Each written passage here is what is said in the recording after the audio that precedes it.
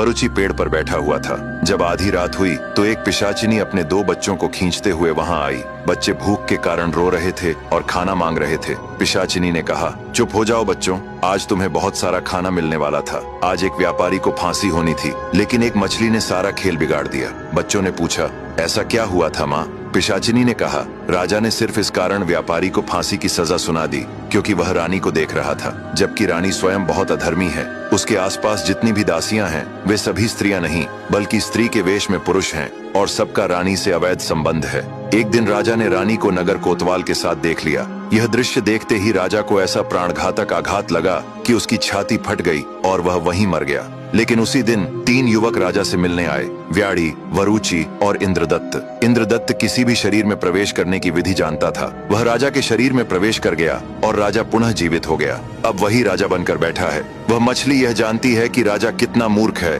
कि रानी स्वयं अधर्मी है, अनेक पुरुषों के साथ रहती है और राजा एक निर्दोष व्यापारी को फांसी दे रहा था। यह सब कहते हुए पिशाचिनी हंसने लगी। वरुचि पेड़ पर छिपा हुआ यह सब सुन रहा था। जब पिशाचिनी वहां से चली गई तो वरुचि नीचे उतरा और सीधे राजा के महल पहुंचा। उसने राजा से कहा, महाराज, मछली ने वह देखा है जो आप नहीं देख पाए। बहुत से पुरुष रानियों के बीच स्त्री के रूप में रह रहे हैं। यह सुनकर राजा को अत्यंत अपमान महसूस हुआ और उसने पूरे महल की जांच का आदेश दे दिया। जांच में वही बात सच निकली। तब राजा ने सभी पुरुषों को फांसी दे दी और मंत्री वरुचि की बुद्धिमत्ता से बहुत प्रसन्न हुआ। लेकिन यही खुशी जल्द ही वरुचि के लिए कष्ट का कारण बनने वाली थी। एक दिन राजा के दरबार में एक प्रसिद्ध चित्रकार आया और उसने रानी का एक अत्यंत सुंदर चित्र बनाया। चित्र देखकर राजा बहुत प्रसन्न हुआ और उसे महल में लगवा दिया।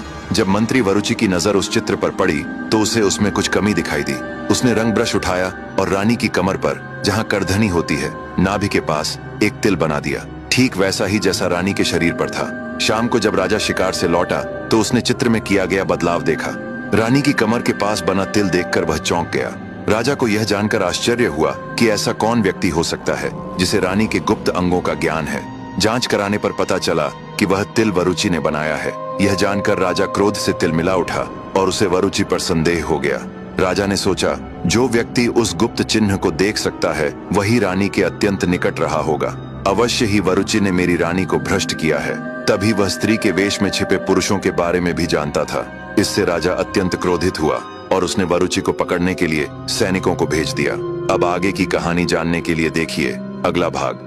राजा को वरुचि पर संदेह हो गया कि उसने रानी को भ्रष्ट किया है, इसलिए उसने तुरंत मंत्री सट्टाल को आजाद करने का हुक्म दिया। यह वही सट्टाल था जिसे राजा ने स्वयं उसके 100 पुत्रों के साथ काल कोठरी में डलवा दिया था। सट्टाल के सभी पुत्र वहां मर गए थे, पर सट्टाल बदले की आग में केवल जौ का आटा खाकर किसी तरह जीवित रहा। राजा ने उससे कहा, अब तुमने बहुत कष्ट भोग लिए हैं, आज से तुम फिर से मेरे मंत्री हो और अभी जाकर उस दुष्ट वरुचि को पकड़ लाओ। वह मेरा मंत्री था, लेकिन उसने रानी के साथ पाप किया है और उसका दंड केवल मृत्यु है। जाकर उसे मार डालो। सट्टाल ने विनम्रता से राजा से विदा ली और चल दिया। रास्ते में उसने सोचा, वरुचि बुद्धिमान है, उसे मारना उचित नहीं, बल्कि उसकी सहायता से इस अहंकारी राजा को मारने की योजना बनानी चाहिए। इसी अहंकारी राजा के कारण मेरे 100 पुत्र मारे गए। वह वरुचि से मिला और बोला, मेरे बुद्धिमान मित्र, राजा तुम्हें मारना चाहता है। उसने तुम्हें मारने का आदेश दिया है, लेकिन मैं तुम्हें नहीं मारना चाहता। तुम कहीं छिप जाओ और मैं किसी जानवर को मारकर उसका कलेजा राजा के पास ले जाऊंगा, ताकि उसे विश्वास हो जाए कि तुम मारे जा चुके हो। ये सुनकर वरुचि हंस पड़ा और बोला,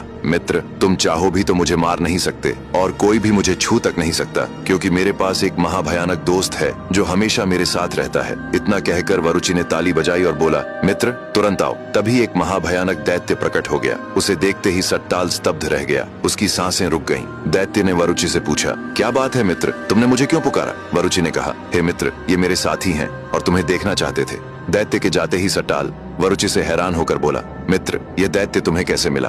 वरुचि ने कहा, अब ध्यान से सुनो, इसकी एक बहुत अद्भुत कहानी है। मैं राजा की सेना के साथ उत्तर में स्थित धर्मपुर राज्य पर आक्रमण करने गया था। वहाँ एक भयानक युद्ध हुआ और मेरी सेना विजयी रही। जब हम लौट रहे थे तो एक झरने के पास हमने पड़ाव डाला और रात वहीं बिताने का निश्चय किया। जब सभी सैनिक सो गए तब मैंने एक अद्भुत दृश्य देखा। एक सुंदर स्त्री झरने से बाहर निकली। उसके हाथ में एक छोटा सा संदूक था। वह संदूक किनारे आकर खोलती है। जैसे ही संदूक खुला, उसमें से एक दानव निकला जो जंजीरों से बंधा हुआ था। अब आगे की कहानी जानने के लिए देखिए अगला भाग।